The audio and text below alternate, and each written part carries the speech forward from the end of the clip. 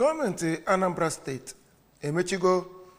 ebe pastọ onye buchi ọkọcha na Ekpere na-ama afọ mkpọ na kansụl Idemili North na Anambra steeti maka na o ji oke ite wee na-eme nke ya. Onye taka ya buchukwu Emeka modelim wetara anyị akụkọ a. Akwa ihe m ji ekechi ọgbata ufie na ọ bụrụ mgbe nna anya ọ bụrụ onye agba ọnwụ ọnwụ ịchọ ịgbanwe ọnwụ ọnwụ nwe ka esi ekwe na Igbo jebụ ọnwụ ọnwụ a na-eti ya na akwa blak etisie nye ụmụ ifegasị wee kechi ya buli onye afọ oluo n'ezi ma na mmiri ọtọ ịnya.